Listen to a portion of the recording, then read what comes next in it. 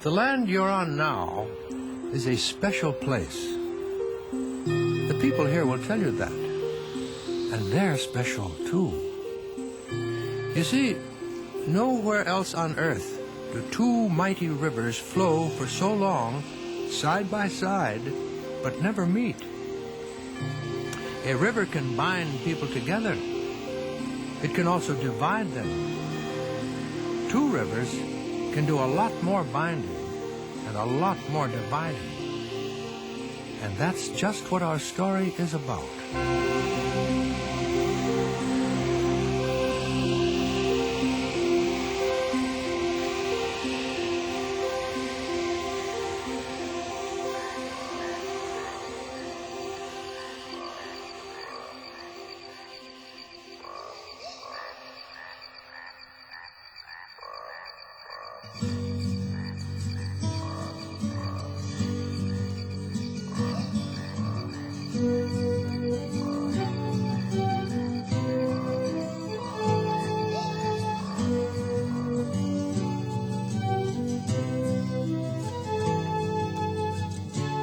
The Cumberland and the Tennessee rivers meander northward side by side for nearly 100 miles, and then both empty their waters into the Ohio, which soon afterward flows into the Mississippi. There aren't many places on Earth that can claim 4 great rivers. Prehistoric Indians frequently camped near these rivers. Later, the Shawnees and Chickasaw also paddled up and down them. By the 1700s, they were joined by French trappers. And by 1800 or so, there were a few settlements. But most of the area was still Indian territory. It was a quiet, peaceful land. Early on the morning of December 16th, 1811, it was no longer quiet or peaceful.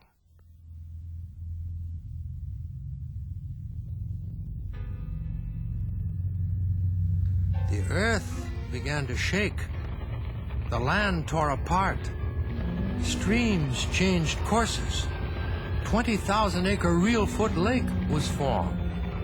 The bed of the nearby Mississippi buckled, and its water flowed backwards for hours.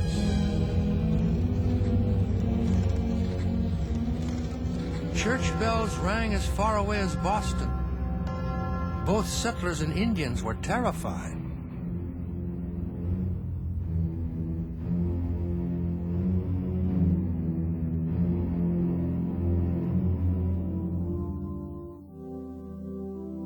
You've seen but a taste of the wrath of God. Now is the time to repent. Repent before it's too late.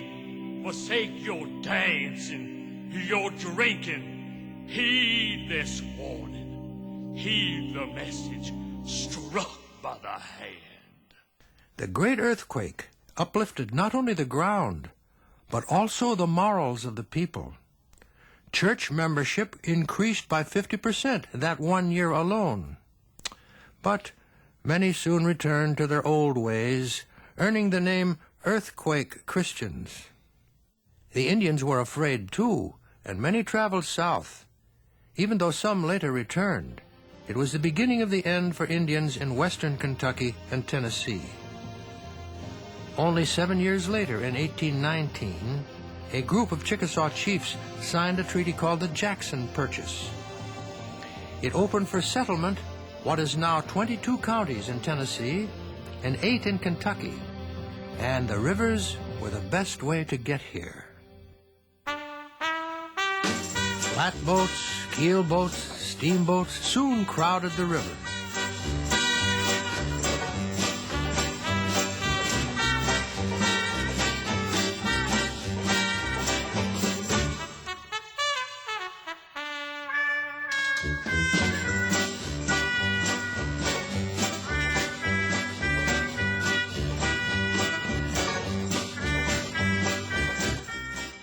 People from Virginia, the Carolinas, and Tennessee found homes along the Tennessee and Cumberland rivers.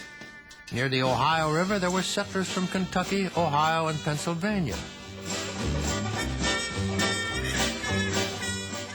These pioneers brought with them skill in producing tobacco, cotton, and hogs. They shipped these cash products to outside markets both overland and on the rivers. River transportation was the only choice for shipping the first industrial product of the area, iron. It was much too heavy for overland travel on the poor roads of the day.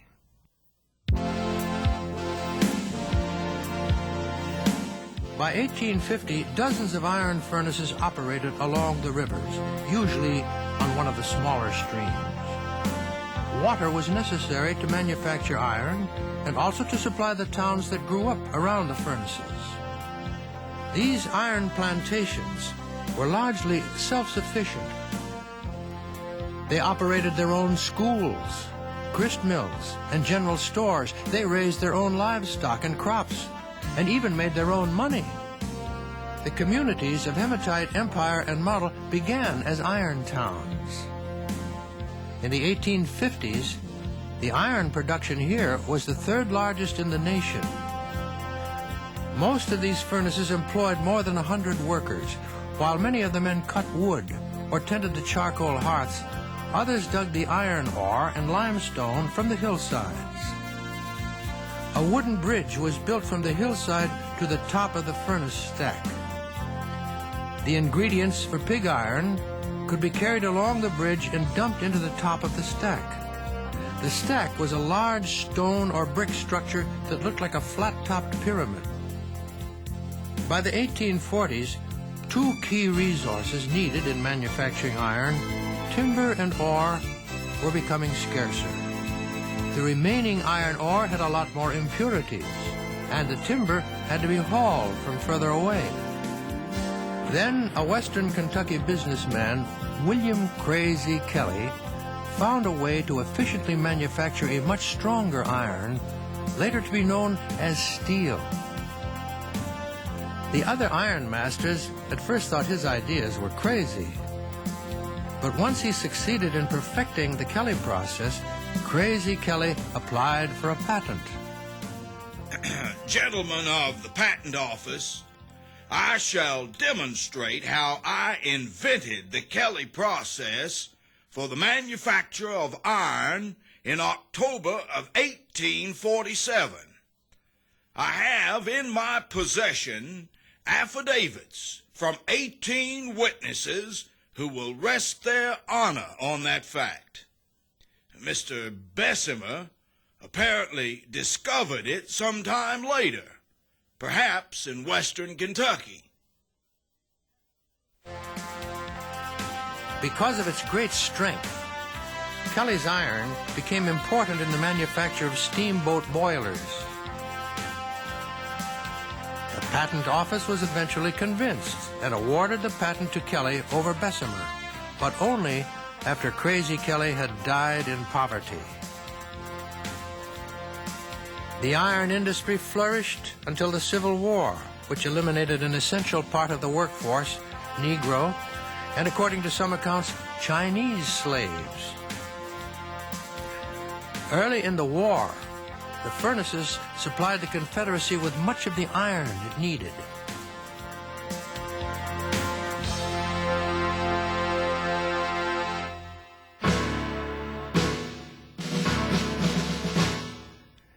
A then little-known Union general named U.S. Grant recognized the importance of the Cumberland and Tennessee rivers. These rivers are the means by which we can strike to the very heart of the Confederacy. As the enemy is well aware, General Grant, for this very reason they have constructed Forts Henry and Donelson and have garrisoned them heavily. I cannot authorize you to strike. We have ironclad gunboats. The Confederates do not. We'll pin the infantrymen within their lines while Flag Officer Foot's naval squadron attacks their batteries at close range.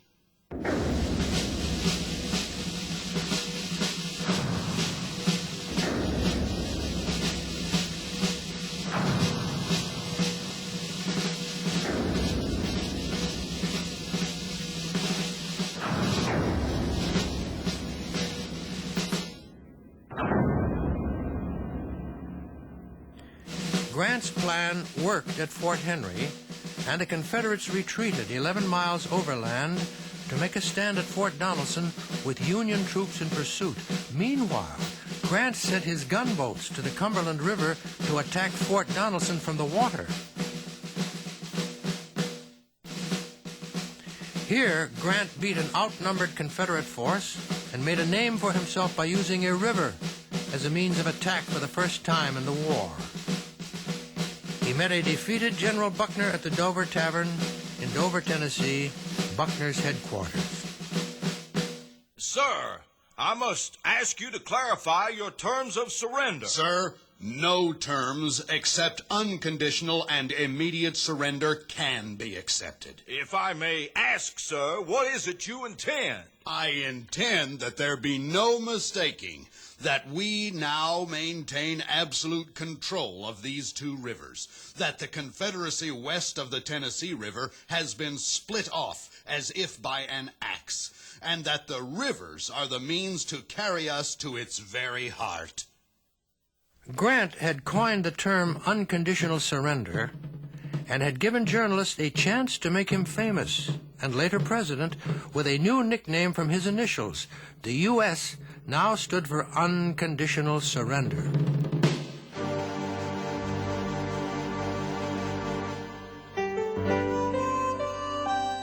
Peace and quiet returned to the area for a time after the Civil War.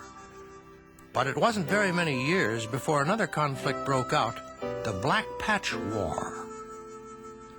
Western Kentucky and Tennessee were the home of dark-fired tobacco, a special tobacco with large, dark olive leaves.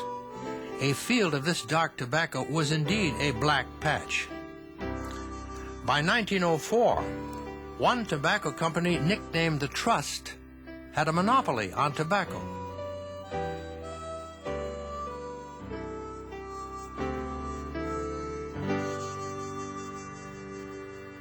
The farmers formed the Planters Protection Association, and more than 5,000 tobacco growers met for the first time on a hot Sunday afternoon in Guthrie, Kentucky. The Trust shows up offering us 3 cents a pound for prime leaf. And only 2 for lugs and 1 for trash. How are we gonna feed our families with that kind of price? We won't sell. Boycott! Boycott! Boycott! We'll build our own warehouses and keep the tobacco till we get a fair price. And they did. But things didn't change much. They had another meeting a year later. This time 18,000 people came. And the next year 25,000. The farmers were growing more and more desperate. In this climate, the Night Riders were born. The problem is these hillbillies who sell to the Trust. They're stealing the food right out of the mouths of our children. Let's pay them a little visit At night. We'll convince them. one way or the other. The Night Riders became a secret society.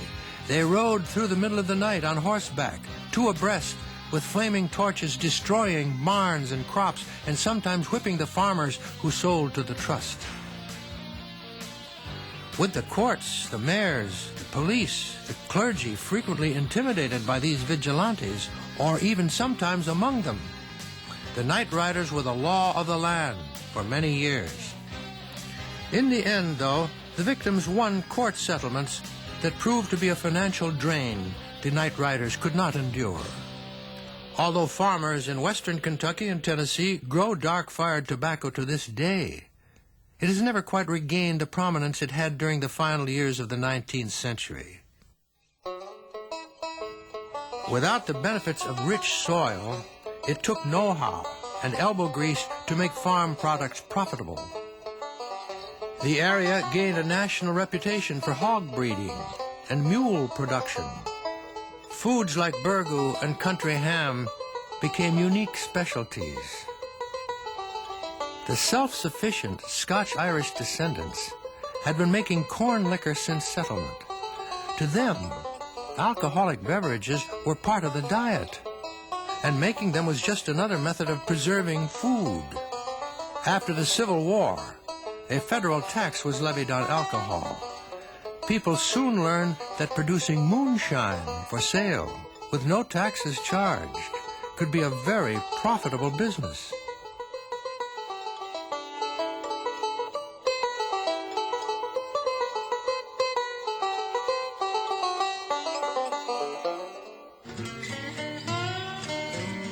The term moonshine had been coined in England from illegal whiskey being smuggled ashore under the cover of darkness. The rivers provided a cover of secrecy that even darkness could not match. This time, they played an important part, not because they connected the region with the outside world, but because they separated it. In the isolated hollows between the rivers, sale of moonshine became a major industry in the 1920s. Its center, and what became known as the moonshine capital of the world, was the sleepy little town of Golden Pond, Kentucky.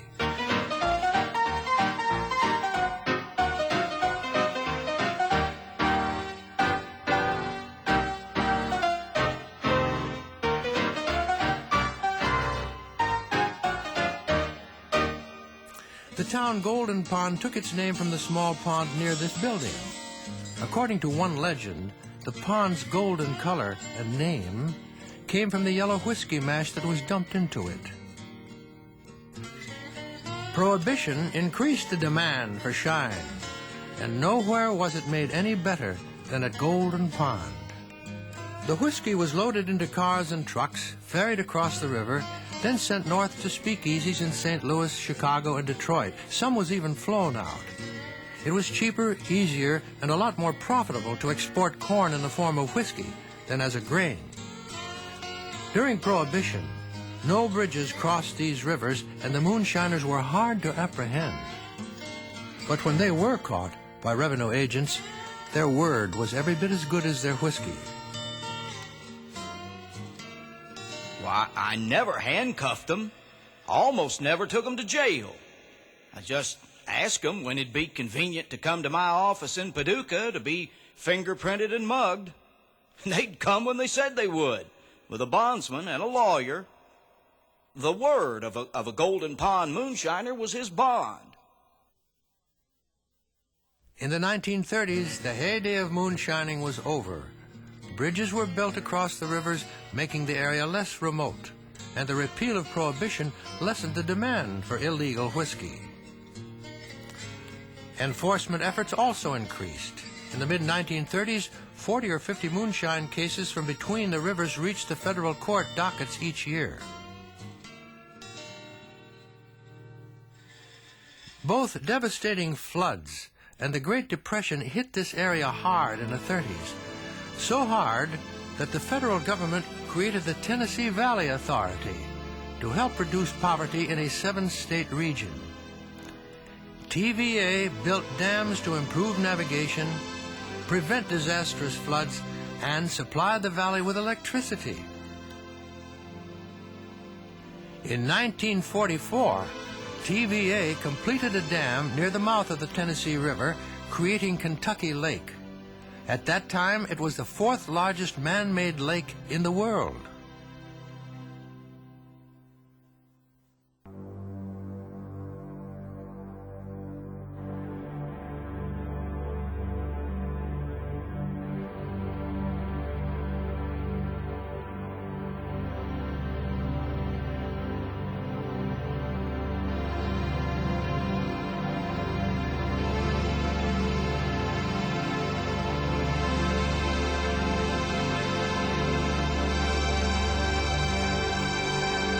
The dam provided cheap electricity, and the lake became a major attraction in what is now one of the nation's finest outdoor recreation areas. In 1965, the United States Army Corps of Engineers dammed the Cumberland River, creating Lake Barkley. Impounding these two lakes has not only controlled floods and generated electrical power, it has also contributed a number of unique industries. There are 3 methods of muscling. Some people drag chains across the bottom, others toe dig. Me, I dive after them. Kentucky Lake is now the primary source of mussels, used to culture pearls worldwide.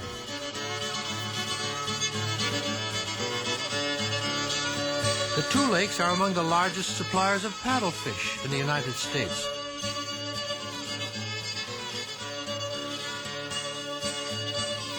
Paddlefish caviar is quickly replacing imported sturgeon caviar as a delicacy. These paddlefish grow to be 6 feet long and weigh up to 100 pounds. The eggs from one fish may be worth as much as $2,000 on the retail market. Whether you're a commercial or a sport fisherman, you won't find them any bigger than in Kentucky Lake and Lake Barkley. Famous Kentucky Lake catfish is proudly served in many of the area's excellent restaurants. This is the real thing, honey, and you won't find it any better. If you're an angler, you might land one of these 60-pounders, or 60 of these 1-pounders.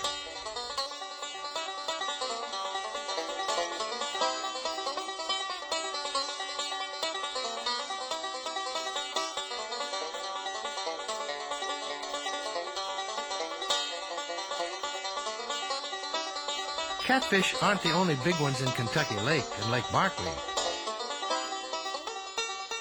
Crappie, bass, sauger, and bluegill also come extra large. It's no wonder the fishing tournaments are so successful.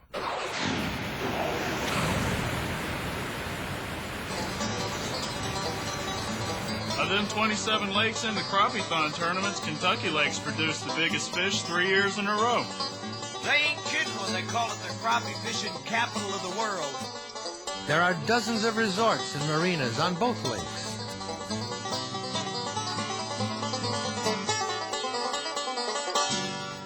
Once the Tennessee and Cumberland rivers became lakes, there was a unique opportunity for the land in between. President John F. Kennedy gave responsibility for developing this peninsula to TVA.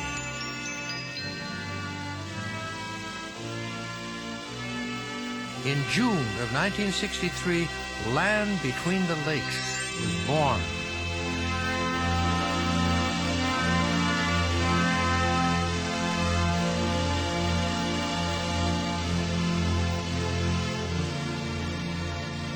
LBL is now a national recreation demonstration, a testing ground for other parks and recreation areas. Millions of people come here for outdoor recreation.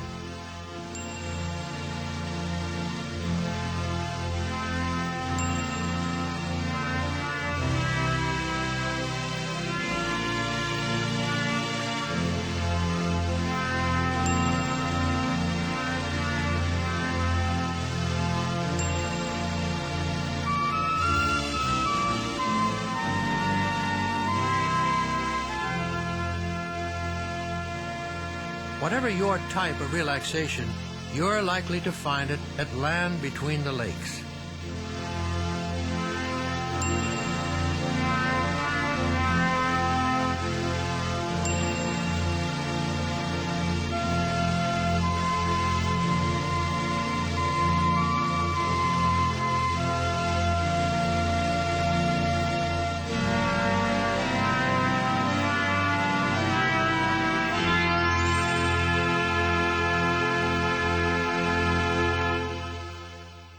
Now that you're among friends, we'd like you to stay a while. And we have a lot planned for you while you're here.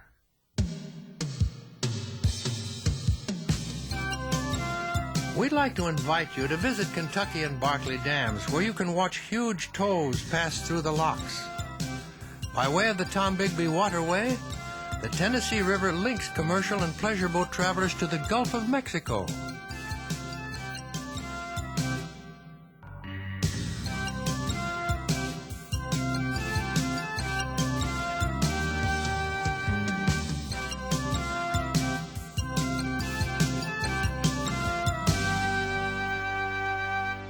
You can retrace the steps of Union and Confederate soldiers at Fort Donelson, now a national battlefield and cemetery, administered by the National Park Service.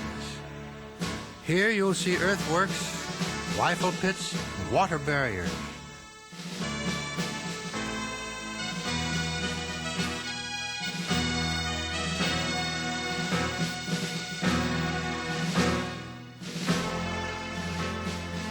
You can visit the Surrender House in Dover, where U.S. Grant made his famous demand for unconditional surrender. And Fairview, Kentucky is the birthplace of Jefferson Davis, the President of the Confederacy.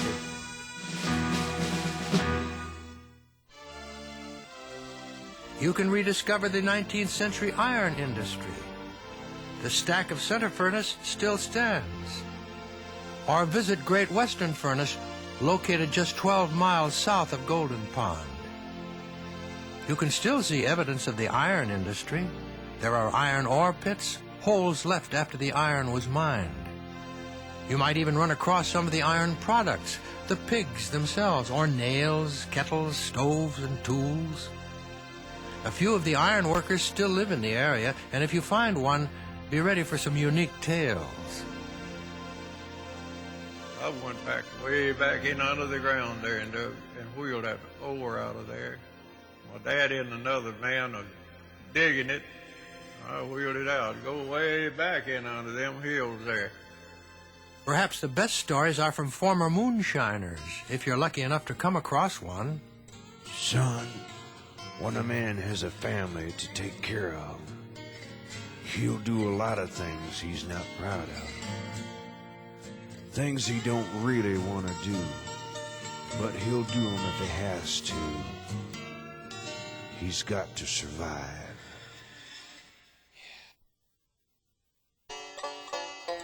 Many stories about the moonshine era lie hidden in the hollows and the underbrush. Be sure to see the still in the exhibit room in this building, or watch a similar one actually work on special days at Empire Farm.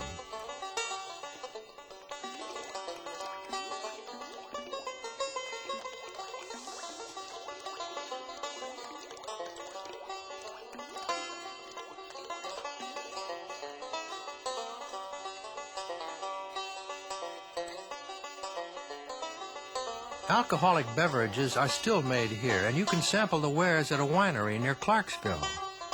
At the opposite end of the region, see Wycliffe Mounds, a glimpse of a prehistoric Indian town built along the Mississippi. Artifacts from much more recent civilizations can be found in the many antique shops.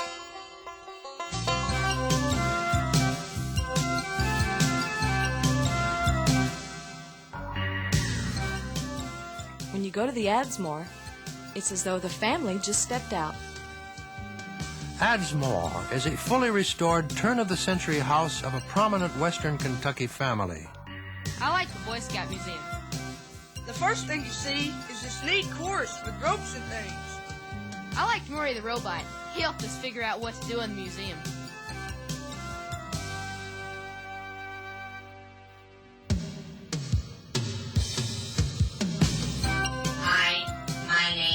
Irving, and I am a robot. I hope you'll come to see me and my cousin Murray at the National Scouting Museum on 16th Street on the campus of Murray State University. You don't have to be a Boy Scout to enjoy the museum. I like the 54 original Norman Rockwell paintings.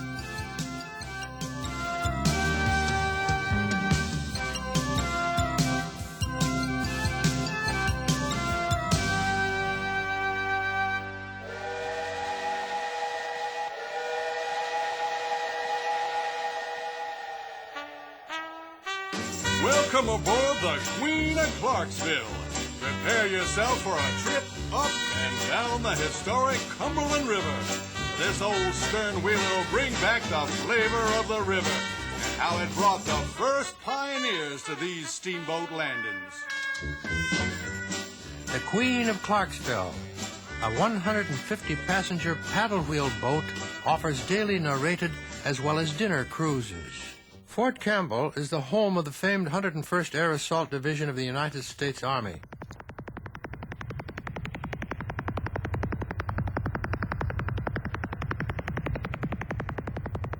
Fort Campbell's Visitor Center and Museum exhibits Civil War relics, as well as a history of the 101st Screaming Eagles from World War I through the present.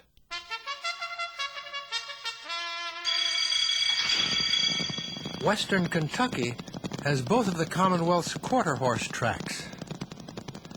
When Paducah's Alben Barkley, the vice president under Truman, was asked about Kentucky's famous exports, whiskey, tobacco, and horses, he said, "If the nation ever has an emergence of morals, we're ruined."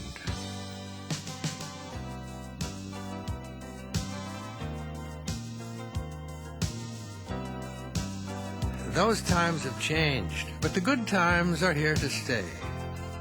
Community theaters throughout the area offer entertainment, Western Kentucky and Tennessee style.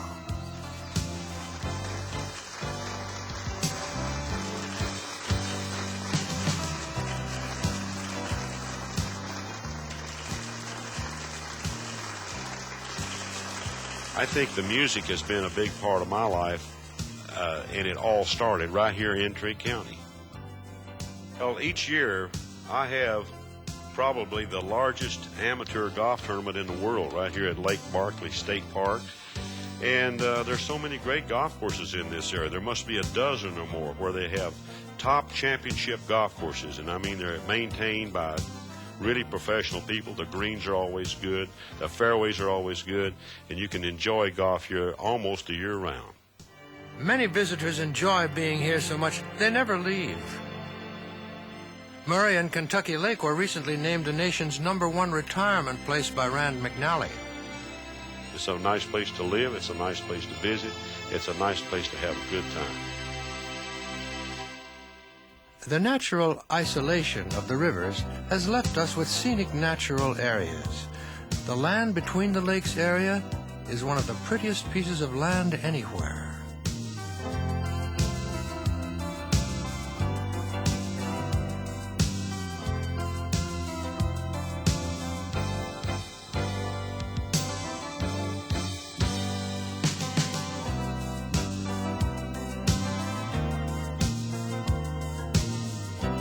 Cross Creeks and Tennessee National Wildlife Refuges are havens for ducks, geese, and other wildlife.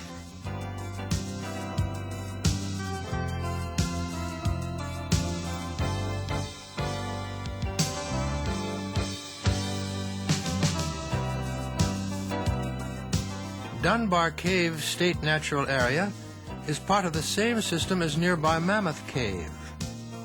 In Kentucky, you can visit Lake Barkley State Resort Park, Ken Lake State Resort Park, and Kentucky Dam Village State Resort Park. In Tennessee, there's Paris Landing State Park. We're at Lake Barkley State Resort Park, which I like to say is the crown jewel and the crown of our park system in Kentucky. The Kentucky State Park System is #1 in the nation, and we're very, very proud of it. The Land Between the Lakes region is one of the things that makes Tennessee so special. It's a place of great scenic beauty, which we find is one of the main reasons people seek Tennessee as a vacation destination. State parks provide luxury accommodations and home bases for visitors to this region.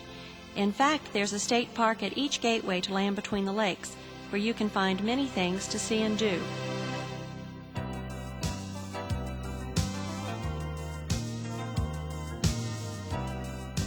LBL is one of the best places anywhere to see wildlife.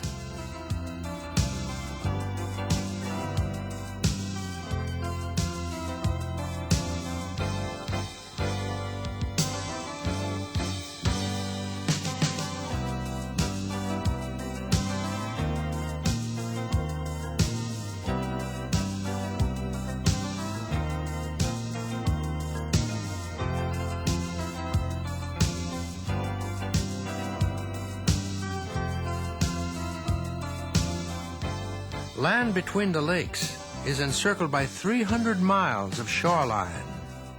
There are more ways to camp and Land Between the Lakes than you can shake a stick at. LBL also has interesting things to see, like the herd of American bison.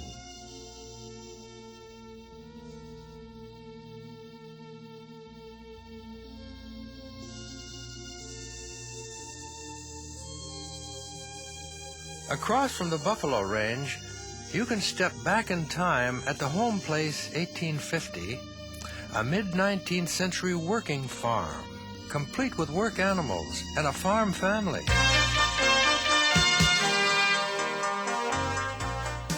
Woodlands Nature Center will show you how to manage your backyard for wildlife.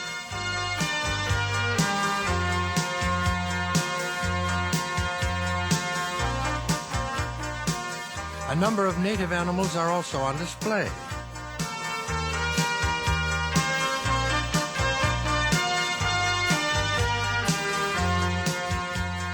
Woodlands offers daily programs throughout the year. Empire Farm is a demonstration in self-sufficient lifestyles. You can get to know the farm animals firsthand. There's always something happening at Empire Farm.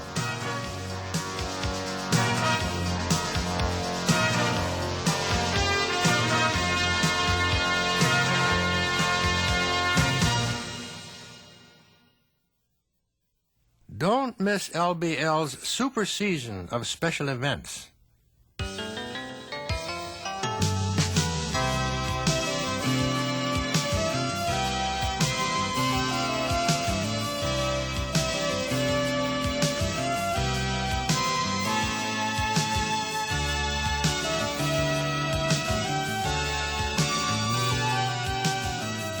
And don't miss the special events throughout the region.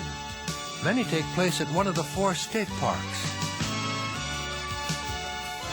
In the winter, join us for programs about eagles and for field trips to see them. In the summer, celebrate the 4th of July with us. The special events in the region are unique. Enjoy some old-time Southern harmony singing from the original Shape Note songbook at Big Singing Day.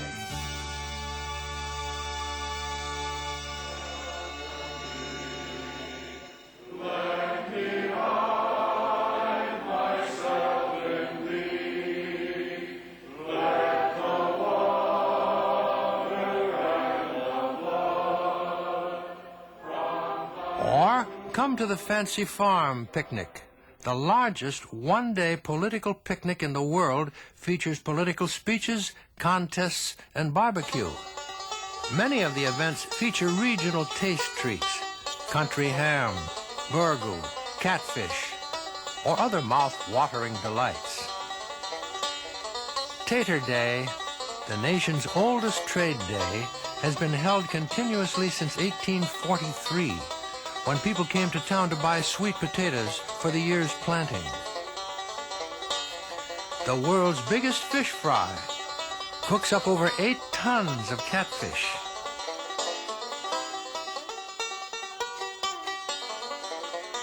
The Ham Festival boasts the world's largest country ham biscuit. Many regional events are based on our rich history. Heritage Days in Hopkinsville features a Knight Rider reenactment. Visit Dover for Riverboat Days. Commemorate the days gone by at Princeton's Black Patch Tobacco Festival. Or explore our heritage at the many arts and crafts festivals.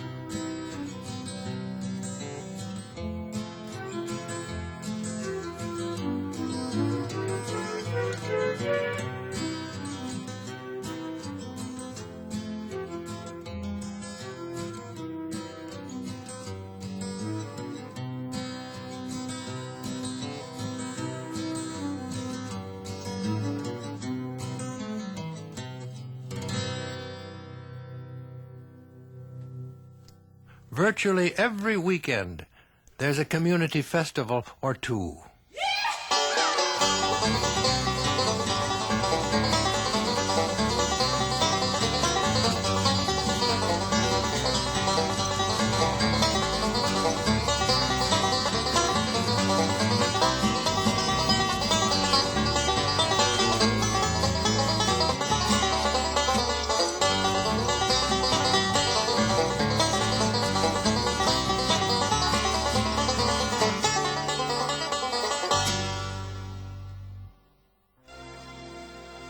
the Tennessee and the Cumberland still flow along together side by side. Although the rivers tell the story of what western Kentucky and Tennessee is really like, the area is now linked to the outside world through a system of interstates and other scenic roads. You need to drive through the countryside to see the real western Kentucky and Tennessee, to discover the many unusual features of the landscape. The tobacco barns, the hardware stores, and the cemeteries.